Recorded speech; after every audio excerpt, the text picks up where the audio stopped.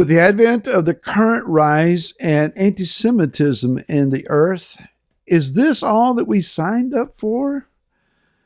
Hi, this is Barry Phillips of Timothy Torah, day 2 of the Yelech. Let's continue in Devarim, Deuteronomy 31.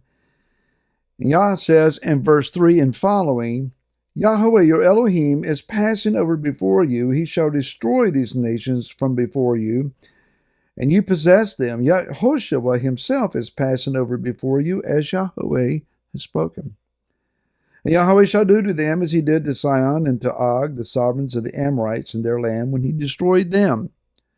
And Yahweh shall give them over to you, and you shall do to them according to all the command which I have commanded you. Be strong and courageous. That is a command, by the way. Be strong and courageous. Do not fear nor be afraid of them, for it is Yahweh your Elohim is going with you. He does not fail you nor forsake you. It's not uncommon knowledge here. Everyone is very much aware of this rise and the spirit of anti-Semitism. Our friend Hanokian says, when we use the phrase anti-Semitism, he said, it's just Jewish hatred of the Jews. And he's right. And it's amazing that, the recently assassinated Charlie Kirk made this point in a debate, and may his memory be a blessing, that the Jews comprise less than 1% of the entire Earth's population, and yet they seem to be blamed for everything. And it's amazing that this small faction, this small fraction of humanity can actually take over the world and rule the world. Really? Really? People will believe any and everything that the internet preaches. Please don't fall prey.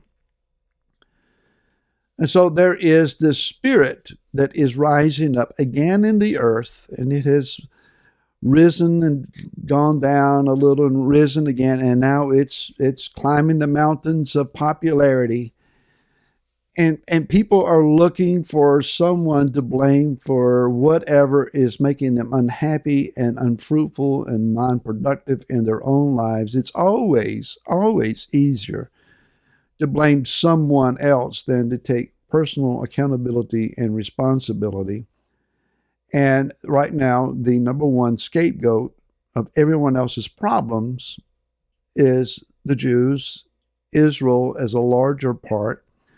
And therein lies the issue for us. We have been talking about being a part of Israel. Now, we're not a part of the sovereign state of Israel, honestly and obviously, but we are part of covenant Israel. As Romans 11 describes, we have been grafted in. We have been taking on the name, the identity, the responsibility, a good word there, responsibility of being Israel.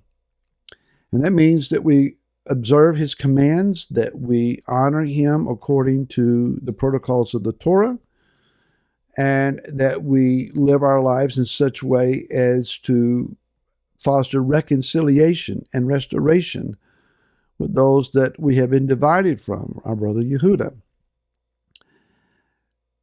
That puts us in a bullseye territory, and the same ones who are crying out hatred of Jews say, well, if you're going to partner with them, you're on our target list too. I remember, in a way of analogy here, many years ago, again, as I was a child, there was a situation that had developed, and I don't know the details of it. I just remember this conversation between my mom and dad. My dad was a trustee of the church that we went to. That means that when the church signed up for a loan to purchase property, that he was one of the men that signed the dotted line in behalf of the church congregation, and basically saying, I am accountable to the repayment of this loan, even to my own personal property. So Dad put up his own home, in a manner of speaking, as collateral, as one who was signing on the line, guaranteeing repayment of the loan.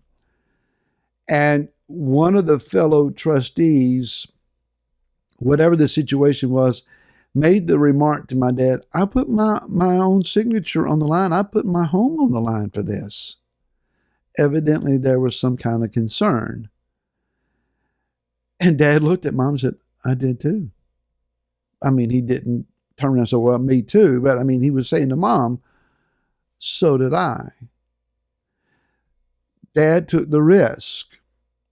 And it came to no loss for us personally. Whatever the situation was, evidently was rectified, and things went on, and the note was paid off. We signed the line. When you became born again, when you were adopted into the family of Israel through a fellow man of Israel, Yeshua our Messiah, you signed on. To deny your identity as Israel is to deny then the one who brought you into this covenant body. And Yeshua said, if you deny me before men, I will deny you. I will deny you before my Father. There's no going back. We signed up, and we are responsible, and we are accountable. But Barry, there's all these threats out there, and what if they break in on our congregations, and what if they see our seat and recognize what that means? What if? Yah says, I will do to them what I did to Og and Sihon. I will rout them, I will defeat them, I will overtake them. But his command to us is to be strong and courageous. I have a tin, if you will, a placard that's here on my wall with one of my favorite American actors, John Wayne, on it. And the quote as I read it is, courage is being scared to death, but saddling up anyway. I am a fan of history, and a part of American history that I really gravitate to is during the American interconflict, the war between the states, 1961 through 1965. For those men to stand shoulder to shoulder, almost within stone's throw distance of their opposition and their enemy, and fire into their enemy, and while they are then reloading their gun through a multi-step process, the enemy has a chance to return fire. To stand shoulder to shoulder and exchange musket fire at that distance, it was either idiocy or extreme courage. These men were not idiots.